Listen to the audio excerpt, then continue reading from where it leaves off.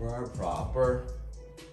It's another FEPIC New Comic Book Day. If you guys have not already, please show the love. Be sure to like, share, subscribe, and follow. If at any point today you see me wince or just cut myself off in the middle of a word or a sentence or thought, that's because I am in extreme pain. I've got a rib out right now, so any sudden movements laterally or even an aggressive smile hurts. But here we are, we're gonna keep it pushing anyways. So again, welcome to another FEPIC New Comic Book Day. Do me a favor, if you're watching on Facebook, if you're watching on IG, link in the bio, link in the description, we'll send you to our YouTube. Please do me a favor, subscribe and hit the bell so you know when we go live. You're always gonna find us live every Wednesday, 3 p.m. Pacific Standard Time, jumping through titles that dropped today and yesterday. If there's something in particular that you are looking for, but you do not see over the course of this episode, don't fret, drop us a message. Either we got it set aside here and we just didn't get to it, or we can hit the wild and find it for you. With that in mind, we're gonna get right into the FEPIC lists, all right? We've been starting every week off with the FEPIC Indie of the Week, because if you tune into anything FEPIC, coffee and comics related, you need to know I lean pretty heavily into independent titles. Nothing against DC, nothing against Marvel. There's countless things to choose from, obviously from the big boys. But with the indies, there's just, sometimes we just hit a certain realness, right? And not only that, we're in the age where like so many things get optioned because studios are lazy, and not only lazy, they're not paying their writers. So what's even easier is just to go find an already scripted graphic novel and go from there. So you see that a lot in today's day. And as you tune into different FEPIC episodes, be it a FEPIC New Comic Book Day or a FEPIC Coffee Session or a FEPIC Multitasking, we're gonna talk a little bit about the odds and what kind of reaches out to me as a reader, as a fan of the artwork, but also as what would I think translate well into the big screen, the small screen, the handheld screen, etc. Cool. All right, with that in mind, let's jump in. We're gonna start things off with the FEPIC Indie of the Week. No surprise here. We're gonna go with a little Sikai as well as Eastman. This is Teenage Mutant Ninja Turtles Usagi issue number 3. And yes, gonna hit you with the cover A from Sikai, which is gentle, steady. Another dope looking wraparound. Proper cover. Not to mention proper story. You've got these dudes fighting like giant moles right now, okay? Love it. That is our FEPIC Indie of the Week. That is, again, Teenage Mutant Ninja Turtles, Usagi Yojimbo, issue number 3. That is your Sikai, your Stan Sikai cover A. Swoop. I've been pretty much grabbing the cover A's and B's of both of these because, well, you know, Eastman and Sikai, they both just kind of hit it out the park. But I will say this as a preview, just a little heads up, the next issue of this will feature a cover not only done by Eastman, but Eastman and Laird, right? We're taking it back. We're taking it back to OG Turtles, and these dudes don't exactly collab anymore on covers on the rig. So keep that in mind, but for the time being, swoop that up. Your Turtles, Usagi Yojimbo, issue number 3, cover A. And what do we got here? We're gonna pull off the Marvel premiere, Astonishing Ant-Man. Take it back to 1979. That's your first Scott Lang as well as your first Cassie Lang. Swoop that up right there. Ooh, I'm trying to throw it. Swoop that up. All right, what's good, Tommy? What's good, John Lucio? What's good, Joseph? Do us a favor if you have not already, drop those tags, drop those shares, show the love. If you do by chance drop some tags and some shares, please let me know in the comment section so I can show the love right back. Got a stack of books set aside right here to throw you the love. That is as in a free comic book. All right, keep it pushing. On to the FEPIC covers of the week. I've been giving you guys 2 options each week, and I need your help to decide.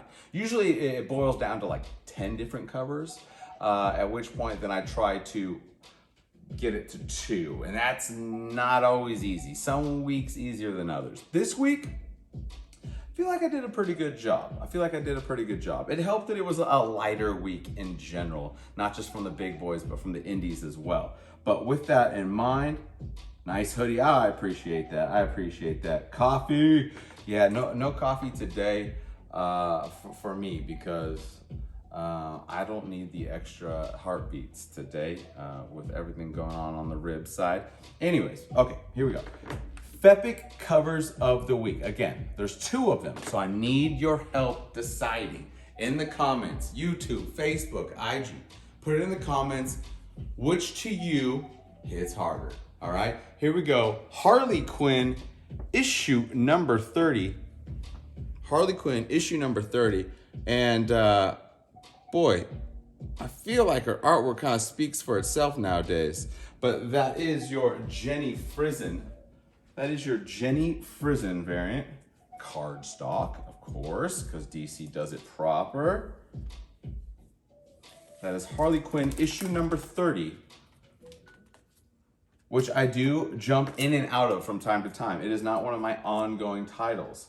But much like Catwoman, Harley Quinn, and Poison Ivy, they draw me in, right? Be it a beautiful cover, interesting storyline that I grabbed from a synop where I'm like, okay, I'm gonna have to check out this issue.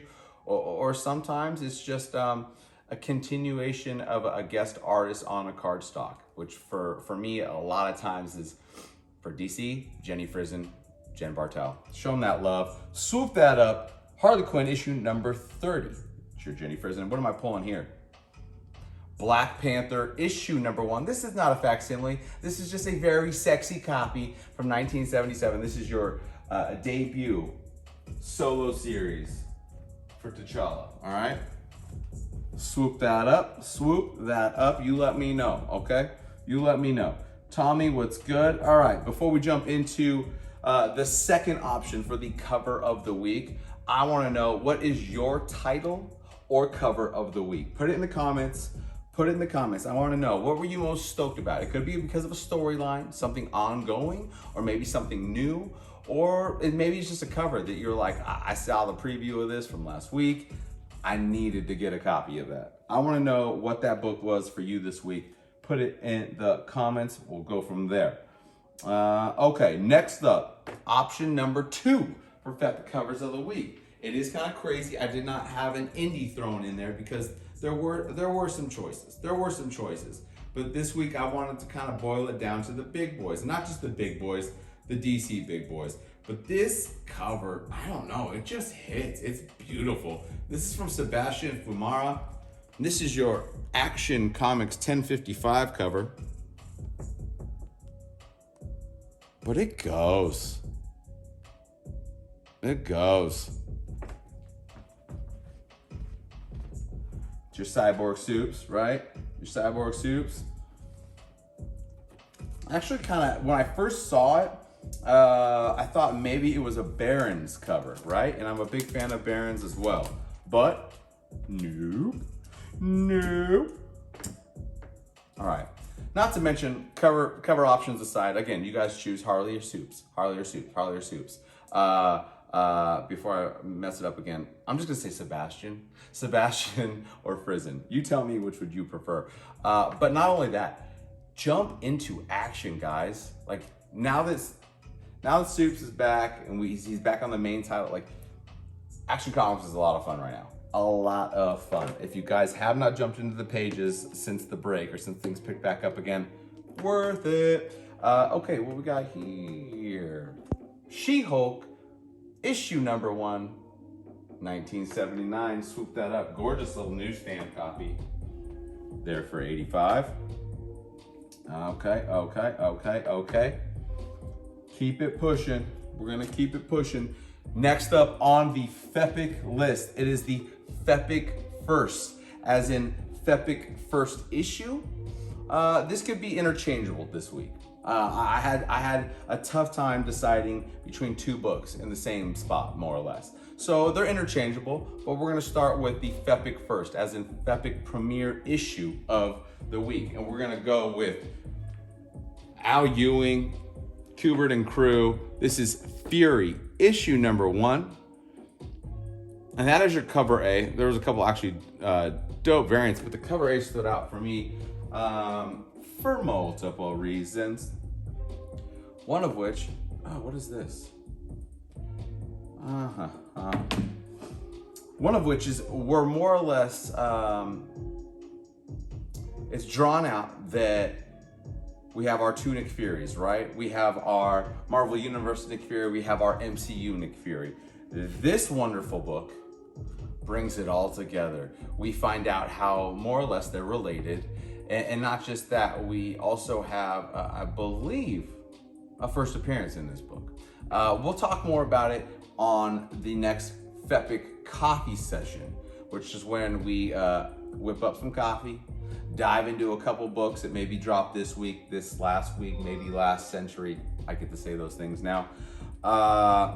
And we just nerd out a little bit. And we don't give you the full page to page, but we nerd out on some coffee, we nerd out on some books, and this is definitely gonna be one we're gonna delve into because there's more or less like 3 storylines that are kind of weaved into each other. And it's really well done. I really dug this. And I think it's just getting us geared up. It's getting us geared up for Fury and Secret Invasion. And I mean, I don't know about you, but when the MCU is more on a political thriller tip, right? And psychological, when we talk about, like, we'll go back to Winter Soldier. That's their lane. They hit it out the park. So this kind of sets things up, and I'm really looking forward to it. Okay, there you are. Fury, issue number 1. That is a beast of a book too, by the way. Like I said, there's like 3 stories.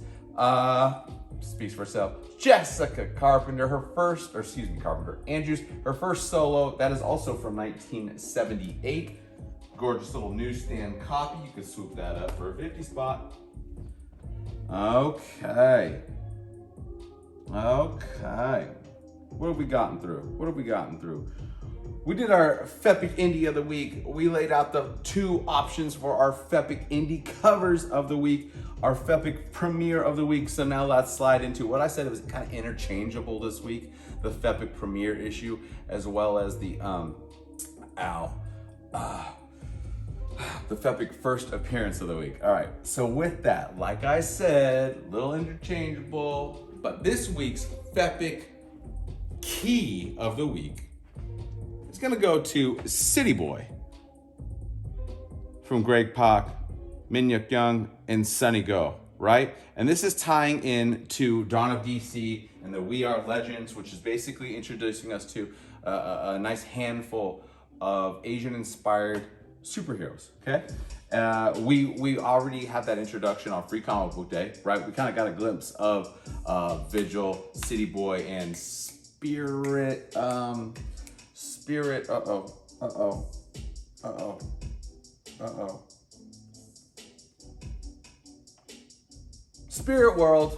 That was, I could have pulled that. Come on now, guy. Come on, guy. Okay. What's really cool about this is now that we'll get back to City Boy here, obviously it's your first solo. Well, I mean, pretty much first everything, right? But you're getting a little bit of information regarding backstory in terms of a quick introduction to him as a child, as well as where he's at currently. Not to mention his current power set and how that is being personally utilized, and within the story that they're introducing, how it looks to be taken advantage of. Now, I don't want to give away too much more, but this is definitely also going to be one of the stories we feature this week on FEPIC Coffee Sessions. So if you don't know, if you feel like buying it or swooping up a digi or whatever, no worries. All you gotta do is hit the bell so you know when we go live on YouTube, right? And then on our next coffee session, you'll get the preview you need. Make a decision for yourself, right? Cool. All right, that's City Boy, issue number 1, and that is your cover A. Swoop that proper. Okay. Now let's get to the FEPIC panel of the week, right? Images across, the panel of the week, blah. Okay. Normally I try to pick something FEPIC, if you will. Some crazy action scene, something psychedelic, maybe even something thought-provoking, right? This week I went a different route. This week, our FEPIC panel of the week comes from Rick and Morty's issue number 5. And rather than all those things that I described in terms of what I generally look for the panel of the week, this week I chose to go straight cringe. What makes me the most uncomfortable in more than almost any setting in the world? And for me, and I guess a lot of people, that setting is probably the dentist.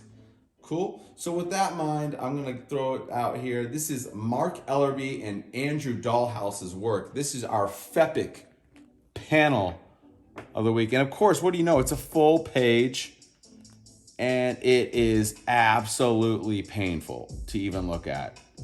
It's just gnar. It is gnar indeed.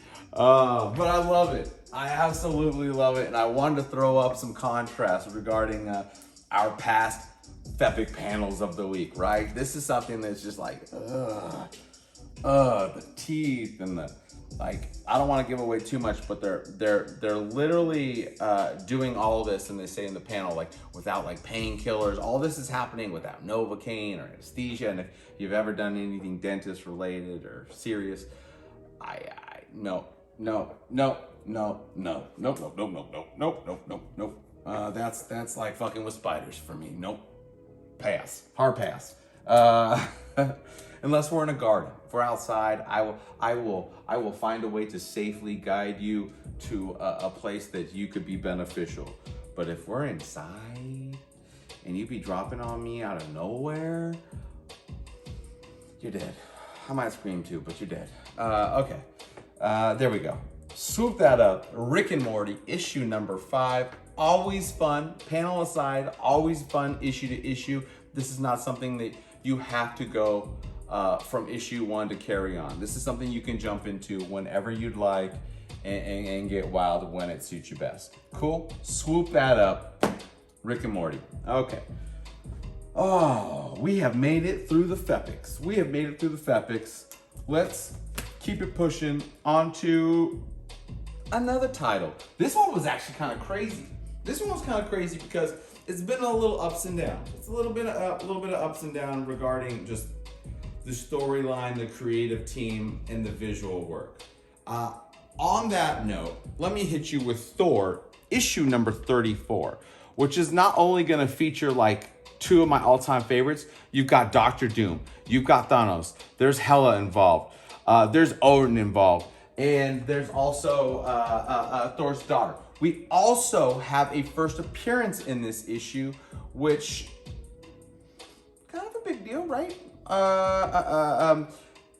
We'll just say that Thanos was after what was considered and assumed to be a black stone. Once he gets there, he realized that stone is actually a child. Who that child belongs to,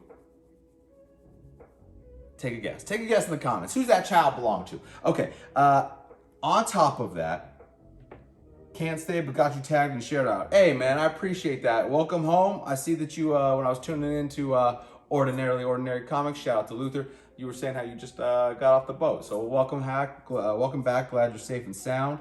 Hope that paper stacked well, and you know, maybe we'll see you on the next live show. Back to Thor 34. While the story was dope, like I said, that many crazy, like powerful characters involved, it's madness, right? But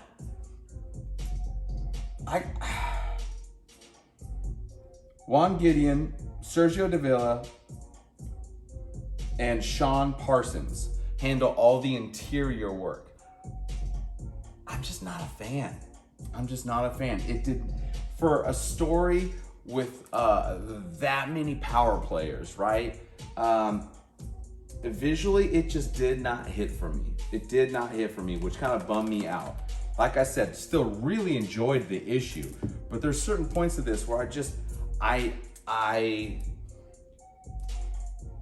needed it to be a bit more dynamic, right? I needed some more pop, and that also goes to say, Marvel is still on this, like, every once in a while they drop a title where, sure, the cover might look clean, but the interior work and the quality out, the poundage of the paper, the poundage is off. Therefore, those inks don't set well. They don't pop as well. Maybe that's the issue here, but man, I kind of had a bit of an issue with it. Okay, what we got? What's good? What's good, Chuck? What's good, Dan? Robert, always showing the love with the tags. I appreciate you, Tommy. John Lucio, good look.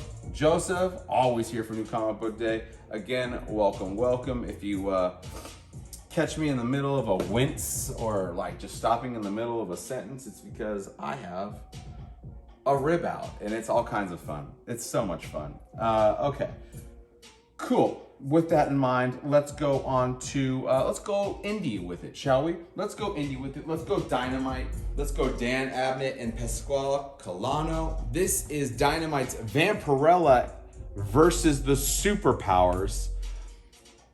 Vampirella versus the Superpowers. This is your cover A, also worth a swoop. Why is it also worth a swoop? One, because Vampirella is highly collected. Understandable. Every issue drops with like 1,000 variant covers. I get it. There's a market for it. Cool. Not necessarily my bag all the time, but this issue, great jump on point. A lot of fun if you're not familiar with Vampirella. This is actually set in an alt world that was more or less, let's say, queued up around the mid 40s, right? Or in terms of like our timelines, what we would recognize it as is definitely an alt Earth set in the 40s, right? But aside from that, you're also getting a first appearance in here of Dynamite, okay? You know we have rules here at FEPIC. First appearances, swoop! And make sure you get a copy of that cover A while you're at it. Okay, Thor, we just dropped. There we are, Vampirella and the Superpowers, issue number 1, first appearance of Dynamite. Swoop, swoop. I'm gonna pull that Fury. Set you there for meow. What's good, Chipper? Happy New Comic Book Day, y'all. If you guys have not already, please show the love. Like, share, subscribe, and follow. If you hit them tags and drop a couple shares, I'll show the love right back like I'm about to do to Robert here for dropping all those tags. Robert's gonna get a free copy of Steel Siege, issue number 1, dropped in his name for free, just for showing the love. Just for showing the love. Robert, been a long time viewer, even through my break before I had to step away for some family things, always showing the love. So I appreciate it. Robert, there with your name on it when time permits. Next time you swoop up a book, that'll be there with it too. Okay.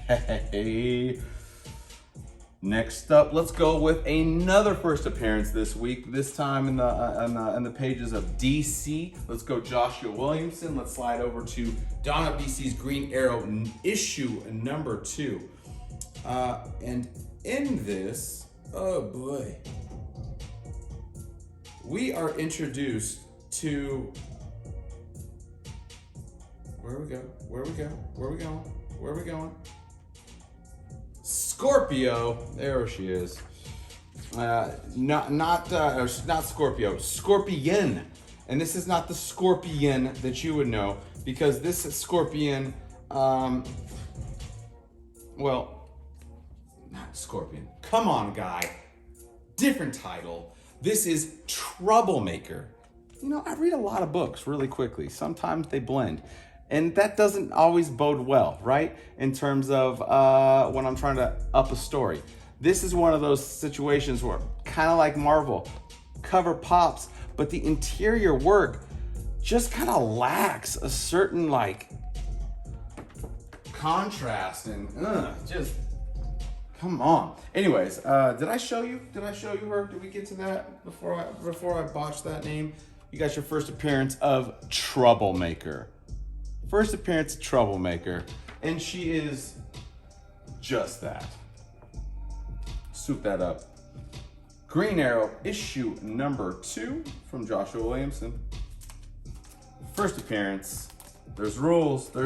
Always swoop those first appearances. Okay. Where we at? Rick, Morty. Swoop, swoop.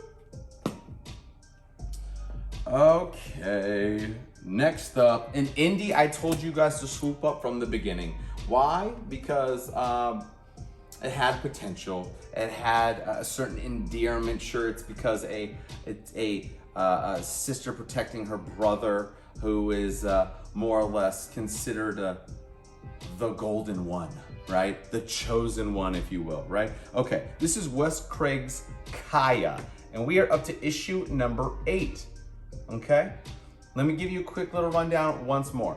After the destruction of their village, a young girl with a magical arm and fighting spirit is tasked with delivering her little brother to a faraway safe harbor.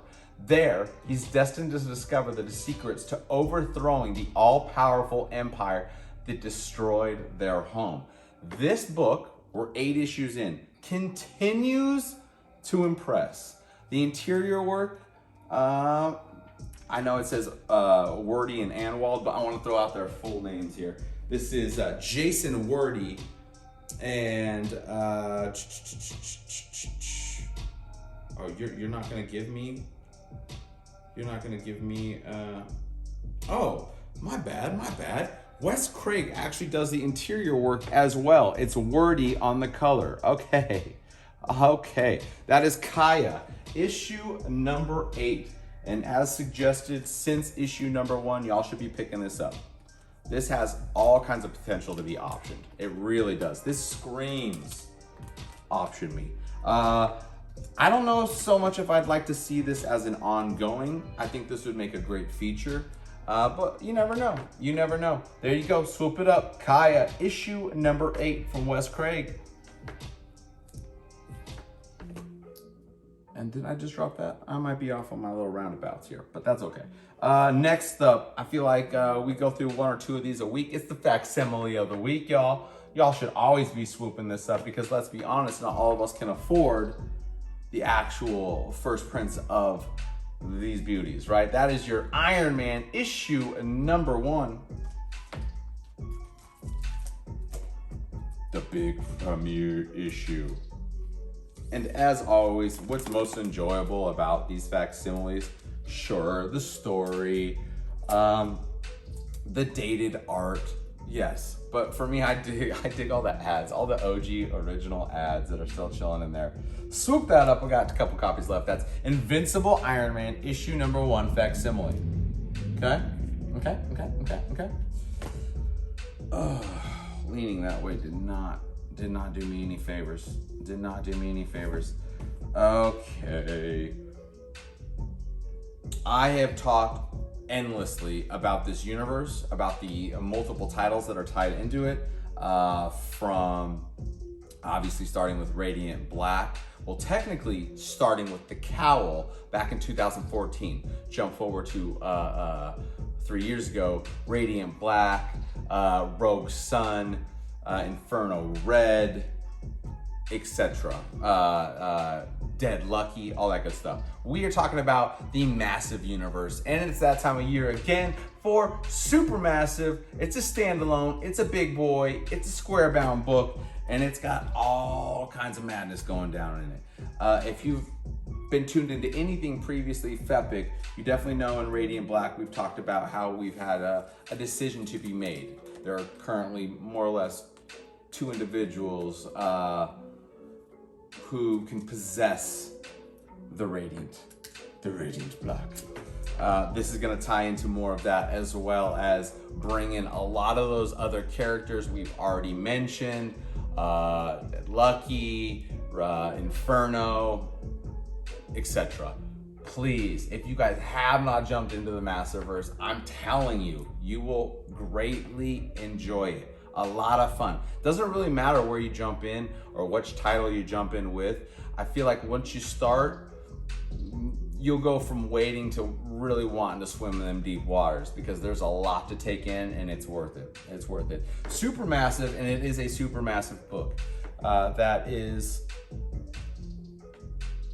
6 for the square bound. Swoop, swoop. Probably a little bit of key action in that book as well. Okay, next up, we're gonna hit you with a title that I have been swooping up ongoing since '87.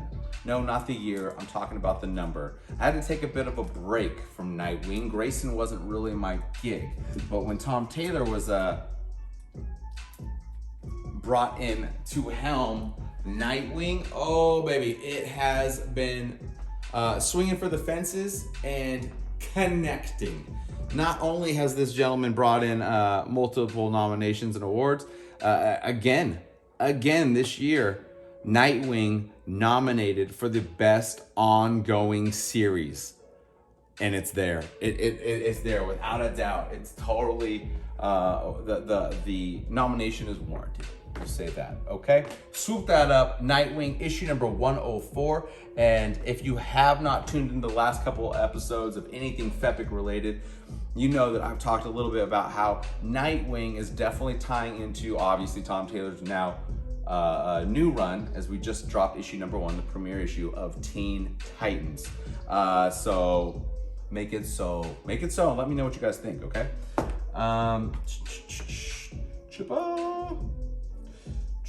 Okay, next up. All right, next up, we have more first appearances. And I pretty much feel like we're gonna have first appearances every issue with this, because that's what generally happens in these multiverse stories where we're jumping around and, you know, the Spider-Verse is large. But with that in mind, we're gonna hit you with Al Ewing's Extreme Venomverse, issue number 2. I mean, you see it. There's all kinds of madness going on. So you're gonna have new characters left and right. But this is the summer of symbiotes. So I'm all for it. I'm all for the madness. And it really is madness. Oh, love it. Yeah. Not to mention, do we even talk about Life Model Venom? We might have to save that for like a whole nother episode. We might do a little special Venomverse breakdown, because the first 2 issues, much like the first 2 issues of like your Gwenverse, there's a lot going on. There's a lot being introduced, and there's a lot worth talking about. All right, swoop that up. That is Venomverse issue number 2. That is your cover A. It got quiet in here. No beats, no Bryce. There we go.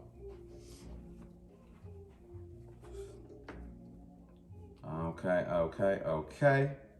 Next up, let's go Marvel. Another disappointment, right? I needed more from this, but we're gonna jump into it regardless. This is Storm, issue number 1. And while I enjoyed the story, it had a very 90s vibe and approach to it. It almost felt like, you know, you could have been watching an episode of the show, one of the shows, be it like X-Men Animated, or even maybe later on like X-Men Evolution or Wolverine and the X-Men, especially with like the beach scene, right? The beach scene. But I really did have a hard time with the interior work. It just did not hit for me. Again, the story, loved it. It's called Wind Rider from Ann Nocenti. But the interior work just left me wanting a bit more. And I'm gonna give you an example here that included somebody that everybody knows how this mug is supposed to be presented. That just wasn't very Professor X-y for me, and I just, yeah, that kind of carried on through the whole thing. I wasn't a big fan of the artwork. Okay, I feel like that's a bit repetitive this week, which sucks, but fortunately, good stories make up for it. Also, while we're here, there is a first appearance. What up? She first new villain, right? And we're getting full appearance. She's kicking all sorts of booty in the final pages of this first issue of Storm, issue number 1. So again, first appearance alone, swoop it up. Come on, follow the rules. But also, if you're a fan of Aurora Monroe, you know, I totally understand. I grab up anything Storm related because she is one of my all-time favorites. Gonna continue to grab this ongoing. I think it's only 5 or 6 issues, right? I know we just wrapped up Storm and Brotherhood. This will probably be a little bit more fun, okay? There we go. And I don't know where we're at. There we go. Pay attention. Pay attention. Oh, God, the leaning. The leaning. Yep. That felt good. That felt good. All right, I haven't said this gentleman's name in a minute. Dark Horse Comics, one of my all-time favorites here in the last, like, I guess at this point, the way he's cruising, we're pushing on 4 straight years of this dude just pumping out gold. From James Tynion IV and Michael Oeming, this is Blue Book, issue number 4. And that continues to be a great little story tied into true events. And again, carrying on with the 2-tone, 3-tone, 2-tone vibes over the course of the entire story, right? And then in the back, I want to show you, we're gonna break into a separate story, and it's gonna go full indie, baby. Full indie, black and white and wordy. But again, if you're a fan of UFOs and like classic UFO stories, this is your lane. This is definitely a story you wanna check out. Sure, we're 4 issues in, but let me tell you, hit us up. I can acquire issues 1 through 3 for you, no problem, okay? No problem. Blue Book, issue number 4. Swoop! Haven't dropped too many swoops today. Swoop! Probably because it hurts. Probably because it hurts to say it. Okay, next up, we can run through this one really quick. This is Donny Cates and Ryan Stegman's Vanish, issue number 7. And I gotta be honest, as my voice starts to go, I am 2 issues behind on this, so I cannot speak confidently about where we're at in the story. I will say that after issue number 4, I was needing more. I was looking forward to it. So I've got 3 issues to catch up on. I'm stoked. You should be stoked because even though Donnie has kind of become more of a quiet figure, we know he stepped back to kind of handle some things, be it personal or whatever. The dude is still crazy talented. And if you just remember, just right back in 2019, 2020, the man was on fire. The man was on fire. Continues, and I'll continue to support. There you go. Vanish, issue number 7. Swoop that up. Okay. Next up, Next up, this has already been optioned. I told you guys to swoop this up from the get-go. Mark Miller, and each issue we've had a different creative team on the visual end. This week it's Matteo Buffagni as well as Mikel. I don't want to ruin this. Mikel Esarasuk. Nope. I'm just gonna show you. That name. Asara Sakara. No. Anyways, Mark Miller's The Ambassadors, issue number 5. No respect or disrespect to the colors. I just don't feel like butchering the name 10 times over. But this, The Ambassadors, is definitely a story I told y'all to swoop up from the get-go. This had potential, and it's gonna translate wonderfully onto, ideally, the small screen. I would love to see this as an ongoing series. Again, if you haven't tuned into anything FEPIC, we've talked about this before. Ambassadors is more or less about a company that created superpowers, and they're gonna choose 6 individuals to bestow these powers upon. From there, what happens? all kinds of different side stories, all types of character building, and it's wonderful. Absolutely loving it. Ambassadors, issue number 5 is what we're on now. Wow, flying. Issue number 5, Ambassadors. Okay.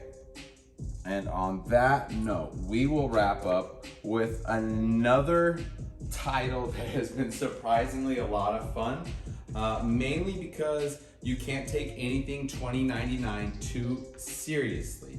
But, you know, when you want to hit us with first appearances of like Venom 2099 and Blade 2099, I mean, that was the one for me.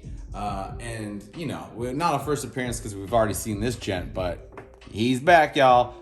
Punisher 2099. I know you have that key, that hot key. But let me tell you, always fun to jump into a 2099 arc, even if it ain't even Spidey, right? It's a lot of fun, lighthearted fun, good stuff, good stuff. Okay, with that in mind, we'll drop that here, we'll drop that there, and we will give y'all the spiel one more time. This has been another FEPIC New Comic Book Day show. I appreciate y'all for kicking it. If you have not already, do me the favor, slide over to, if you're on Facebook, in the description. If you're on IG, it's in the bio. If you're on YouTube, you're right where you need to be. But go over to our YouTube, subscribe, and hit the bell so you know it's live. If there's something that you are looking for in particular from this week that you did not see this episode, it happens. Drop us a DM or a comment in the comment below, and maybe we've got it set here in one of these piles, actually for newer books. Yeah. And if it's something that's, let's say, older, but you're just having a hard time finding it, be it even a filler issue, you know what to do. Hit us up. We can try and make that happen for you. We enjoy the wild, okay? Okay. All right, y'all. As always, stay safe out there. We will see you soon.